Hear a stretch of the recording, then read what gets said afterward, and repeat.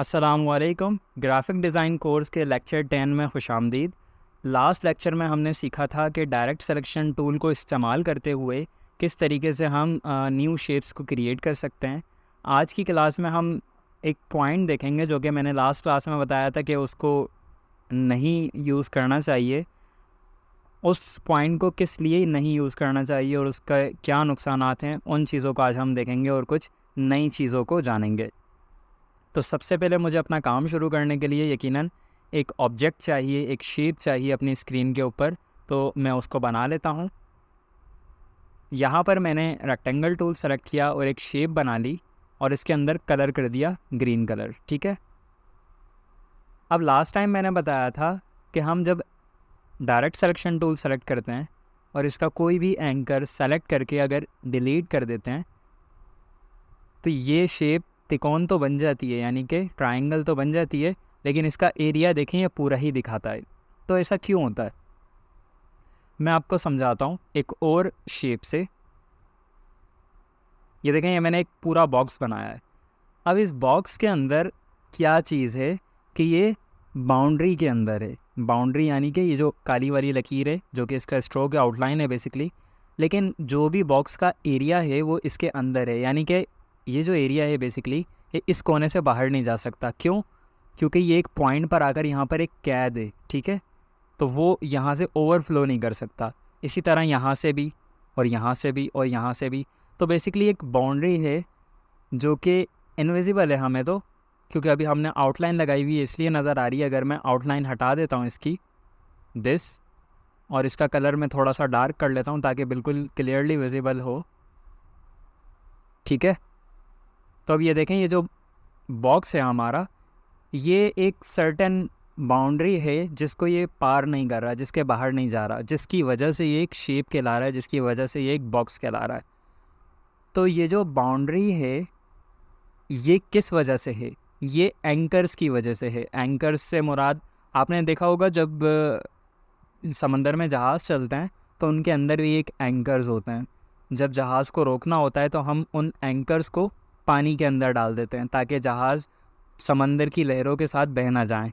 क्योंकि अगर हम एंकर नहीं डालेंगे तो वो ज़ाहिर सी बात है हल्के हल्के सफ़र करते रहेंगे लहरों के साथ और आगे जा सकते हैं। लेकिन जब हम कोई भारी चीज़ यानी कि एंकर्स को समंदर में छोड़ देते हैं किनारे के ऊपर, तो वो फिर उनको उनका वज़न सहार के जाके आगे जाके करना बहुत मुश्किल हो जाता है। क्योंकि इंजन की पावर तो उनको खींच सकती है, लेकिन लहरों की इतनी पावर किनारे पर नहीं होती कि वो जहाज़ को भी धकेल सकें और एंकर्स को भी धकेल सकें। तो एंकर्स बेसिकली वो बाउंड्रीज़ हो जाती हैं जहाज़ के लिए कि जो आगे जाने से उसको रोकती हैं। तो सेम गोज़ फॉर दिस कि इस बॉक्स का जो एरिया है वो जहाज़ है और ये जो एंकर्स हैं वो बाउंड्री हैं, लिमिट हैं, आगे नहीं जाने दे रहे उस एरिया को। तो इसके कितने एंकर्स हैं? ये जो इस वक्त हमारे पास शेप है, एक, ये रही एक, यही दो, तीन और ये चार। तो बेसिकली इसके 4 एंकर पॉइंट्स हैं, 4 एंकर्स हैं। ठीक है। इनमें से अगर मैं एक को भी डिलीट कर देता हूँ जैसे कि हमने इसमें किया था ऊपर, तो हुआ क्या? मैं अगर आपको गौर से दिखाऊं, देखें आउटलाइन हमने लगाई हुई थी। लेफ़्ट साइड पर आपको नज़र आ रही है आउटलाइन, बॉटम साइड पे भी नज़र आ रही है आउटलाइन, लेकिन जहाँ से हमने डिलीट किया था यानी कि टॉप वाली साइड और राइट वाली साइड, यहाँ पर आउटलाइन नहीं नज़र आ रही। यानी कि इसने क्या किया, इस बाउंड्री वॉल को ही डिलीट कर दिया। एंकर को तो ख़त्म किया ही किया, लेकिन उसके साथ इसकी पूरी बाउंड्री वॉल को भी डिलीट कर दिया। तो अब अगर मैं इसके अंदर कलर फिल करूँगा, यानी कि आप इस तरह से अज्यूम कर लें कि इसके अंदर अगर मैं पानी डालूँगा तो पानी कहाँ पर अपनी बाउंड्री सेट करेगा? पानी को नहीं पता। क्यों? क्योंकि मैंने ख़ुद से उसकी बाउंड्री नहीं बताई। मैं आपको एक चीज़ दिखाता हूँ, वो अभी मैं आपको पढ़ा नहीं रहा, सिर्फ शेप को समझाने के लिए दिखा रहा हूँ। ये एंकर पॉइंट यहाँ से शुरू हुआ, यहाँ पर आकर एक बाउंड्री लगी, यहाँ पर आकर दूसरी बाउंड्री लगी और शेप ख़त्म हो गई। तीसरी बाउंड्री कहाँ है, या इस बाउंड्री के साथ कहाँ पर कनेक्शन है? कोई कनेक्शन नहीं है। जबकि अगर यहाँ हम देखें तो इसकी आउटलाइन का कलर मैं ज़रा लाइट सा कर लेता हूँ अगेन। ठीक है, और बढ़ा भी देते हैं इसको, यहाँ से मैं इसको बढ़ा सकता हूँ, जो कि हम आगे जाके इंशाल्लाह तफसील में कवर करेंगे। तो अब देखें, इसके 4 वही निशान नज़र आ रहे हैं जो कि एंकर्स हैं। ये शेप यहाँ से शुरू हुई, यहाँ एक बाउंड्री लगी, यहाँ दूसरी बाउंड्री लगी, यहाँ पर तीसरी, और फिर तीसरी वाली बाउंड्री पहली वाली के साथ जाकर मुकम्मल हो गई। यानी एक शेप बना ली उसने, जाके वो कनेक्ट हुई आपस में बाउंड्रीज़, और एक दीवार बन गई, एक शेप बन गई। जबकि यहाँ पर जब हमने एंकर पॉइंट को डिलीट कर दिया था, एंकर को बेसिकली डिलीट कर दिया था, तो हमारी बाउंड्री भी साथ डिलीट हो गई, और पहली और आखिरी बाउंड्री यानी कि पहले और आखिरी एंकर के दरमियान में जो कनेक्शन था, जो निस्बत थी, वो ख़त्म हो गई। इस निस्बत के ख़त्म हो जाने की वजह से हम इस अप्रोच को इस्तेमाल नहीं करते, और इस वाली अप्रोच को इस्तेमाल करते हैं जो कि हमने पॉलीगॉन के ज़रिए सीखी थी, कि हम पॉलीगॉन टूल लेते हैं, स्क्रीन पर क्लिक करते हैं, और 3 साइड वाला एक ट्रायंगल क्रिएट कर लेते हैं। ठीक है, अब ये भी सेम है, लेकिन अगर फ़र्क देखें, मैं एंकर से इसको ज़रा चेंज कर देता हूँ, ये देखें अब ये सेम हो गया।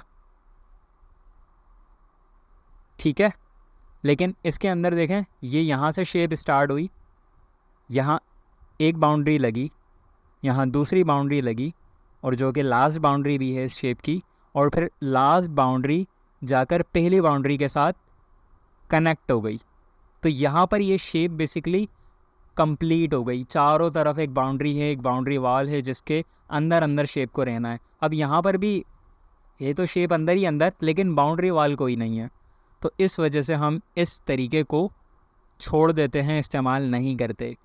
इसको अगर मैं आपको आउटलाइन मोड के अंदर दिखाऊं, आउटलाइन मोड बेसिकली इलस्ट्रेटर का एक और मोड है, जिसको हम एक्सेस कर सकते हैं एक कीबोर्ड शॉर्टकट से, जो कि है control Y for yes, control Y.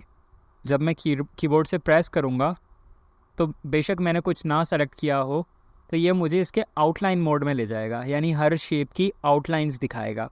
तो आप देखें, ये हमारा बॉक्स था, मैं वापस से कंट्रोल वाई से मेन स्क्रीन में स्विच करता हूँ अपने फिल वाले मोड में। तो यहाँ पर देखें, ये तिकोन है, ये भी तिकोन है, ये बॉक्स है, डब्बा है। कंट्रोल वाई से मैं आउटलाइन मोड में जाता हूँ, तो ये देखें, ये दिखा रहा है डब्बा है, इसका एक पॉइंट, दूसरा, तीसरा, चौथा, और आपस में चारों के चारों कनेक्टेड हैं। यहाँ पर पहला, दूसरा, तीसरा, और फिर तीसरा पहले से जाके कनेक्टेड है, तो आपस में तीनों के तीनों कनेक्टेड हैं। लेकिन जिसमें हमने एंकर पॉइंट को डिलीट कर दिया था, वहाँ पर पहला, दूसरा, तीसरा, लेकिन तीसरा जाके पहले से कनेक्ट नहीं हो रहा। यानी इसको ओरिजिनली कैसा होना चाहिए था, इस तरह से ये एक शेप कंप्लीट बनती। अब ये मैंने कैसे किया, ये अभी मैं आपको नहीं बता रहा, आगे की क्लासेस में चल के देखेंगे, लेकिन ये इस वक्त ऐसा है, जबकि इसको इस तरीके का होना चाहिए।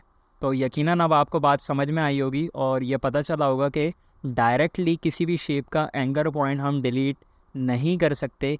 अगर हम डिलीट करेंगे, तो हमें जो एंकर पॉइंट भी हमने डिलीट किया है, उसके दोनों इतराफ़ के एंकर पॉइंट्स का रिलेशन बनाना पड़ेगा। यानी कि इस बॉक्स में अगर मैंने ये वाला एंकर पॉइंट डिलीट किया था, तो ये जाके जुड़ता है इससे और इससे। तो जब ये डिलीट हो जाएगा, तो हमें इसको और इसको आपस में जोड़ना पड़ेगा।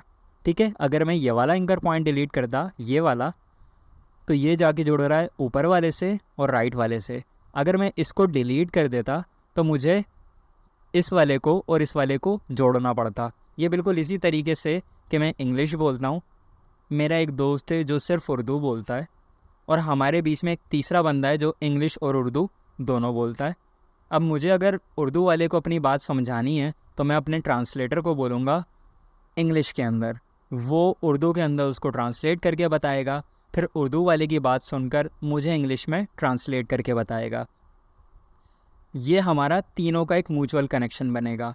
लेकिन अगर मैं बीच में से ट्रांसलेटर को ही डिलीट कर दूं, तो यकीनन मुझे फिर डायरेक्ट कम्युनिकेशन करना पड़ेगी उस उर्दू वाले बंदे के साथ। तो वो डायरेक्ट कम्युनिकेशन मैं कब कर पाऊँगा, जब हमारा राब्ता होगा आपस में, जब हमारा कोई कनेक्शन होगा, हमारी कोई जान पहचान होगी। लेकिन जब तक हमारी जान पहचान नहीं है, जब तक हम आपस में एक दूसरे से कनेक्टेड नहीं हैं, तो हम आपस में कम्युनिकेशन नहीं कर सकते, क्योंकि हमें जिस चीज़ ने जोड़ के रखा हुआ था, वो हमारा ट्रांसलेटर था। बस ट्रांसलेटर को पता था कि मैं कहाँ पर हूँ और वो कहाँ पर है, और हम दोनों को एक दूसरे के बारे में बिल्कुल कुछ नहीं पता था।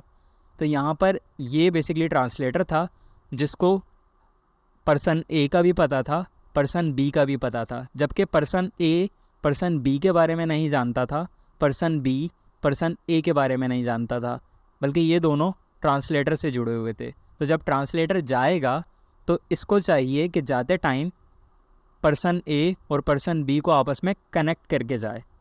ठीक है, तो उम्मीद है यहाँ तक आपको बात क्लियर होगी। मैं इन तमाम शेप्स को ज़रा डिलीट कर देता हूँ और क्विकली जो आगे की चीज़ आज हमने पढ़नी थी उनको हम पढ़ लेते हैं। छोटी छोटी चीज़ें बेसिकली, ज़्यादा लंबा नहीं करूँगा मैं इस वाले लेक्चर को भी। ये एक शेप बनाई मैंने स्क्रीन पर, और इसी के साथ मैंने एक दूसरी शेप बना ली जिसके अंदर मैंने फिल कलर कर दिया पर्पल, और जिसकी आउटलाइन कर दी मैंने ख़त्म। अब यहाँ पर दो शेप्स हैं, एक आउटलाइन वाली एक बग़ैर आउटलाइन वाली, और दोनों के फिल कलर अलग अलग हैं। मैं स्क्रीन पर एक सर्कल भी बनाता हूँ। ठीक है, अब ये मैंने अचानक से कैसे बना लिया, तो मैंने कीबोर्ड से L प्रेस किया जो कि लेसो टूल था, और उसके बाद मैंने ये ड्रॉ किया। अब मैं चाहता हूँ इस सर्कल के अंदर ये वाला कलर और ये वाली आउटलाइन कर दूँ, तो कैसे कर पाऊँगा? यानी कि सबसे पहले मैं देखूँगा इसमें फिल कलर कौन सा है, अच्छा ये वाला है, फिर मैं देखूँगा आउटलाइन कौन सी और कितनी है, फिर मैं सेम जाके इसमें अप्लाई करूँगा? बिल्कुल नहीं। हमारे पास एक मैजिक टूल है जिसे हम बोलते हैं आई ड्रॉपर टूल, वो यहाँ पर मौजूद है। इसको सेलेक्ट करें और जिस शेप का कलर भी आपको टारगेट करना है उस पर क्लिक करना है। ठीक है, कैसे काम करता है मैं अगेन रिपीट करता हूँ, Ctrl Z। जिस शेप के अंदर आपको कलर फिल करना है उसे सेलेक्ट करें, आई ड्रॉपर टूल सेलेक्ट करें, और अपनी टारगेट कलर पे, यानी कि जिस चीज़ का कलर आपने करना है अपने टारगेट पे क्लिक करना है, तो ये देखें इस सेम उसको कॉपी कर लेगा। अगर मैं पर्पल वाले पे क्लिक करूँ तो देखें पर्पल हो गया। मैं स्क्रीन पर कुछ और कलर्स बना लेता हूँ।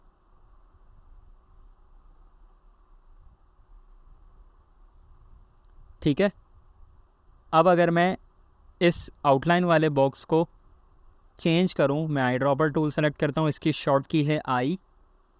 पर्पल वाले पे करूँगा तो देखें पर्पल हो गया, ग्रीन हो गया, फिर डार्क ग्रीन हो गया और डार्क पर्पल हो गया। तो ये जो आई ड्रॉपर टूल है ये बेसिकली स्टाइल कॉपी कर लेता है, चाहे वो फिल कलर हो, आउटलाइन हो। मिसाल के तौर पर अगर मैं इसमें चाहूँ आउटलाइन ऐड कर दूँ तो मैं आउटलाइन पे क्लिक करूँगा और आउटलाइन का कलर यहाँ पे डबल क्लिक करके मैं बना लेता हूँ कोई भी, लेट्स से ग्रीन। यहाँ पर ग्रीन आउटलाइन मेरी ऐड हो चुकी है। इसको मैं थिक करना चाहता हूँ तो यहाँ पर प्रॉपर्टीज़ पैनल के अंदर हमारे पास 1 पॉइंट की आउटलाइन है, इसको हम बढ़ा देते हैं। कीबोर्ड के अप एरो से मैं बढ़ा रहा हूँ, या आप डायरेक्टली एंटर भी कर सकते हैं। लेट्स से 50 लिखकर मैंने जब एंटर प्रेस किया तो ये 50 पॉइंट्स की आउटलाइन बन गई। बहुत ज़्यादा हो रही है तो मैं इसको वापस से कम करके 10 कर देता हूँ।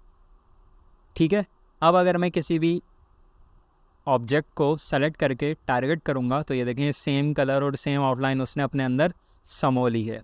ठीक है, तो ये हमारा आई ड्रॉपर टूल था, और आई ड्रॉपर टूल की आउटलाइन की जो बेसिकली ये शेप की थी, आई ड्रॉपर टूल की नहीं थी, शेप की जो स्ट्रोक है उसकी विड्थ हम यहाँ से चेंज कर सकते हैं।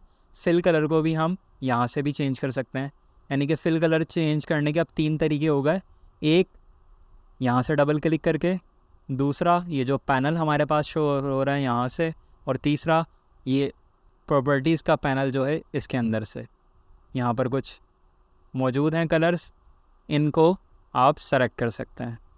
ठीक है, तो ये छोटी छोटी कुछ चीज़ें थी जो कि आज के लेक्चर का हमारा पार्ट थी।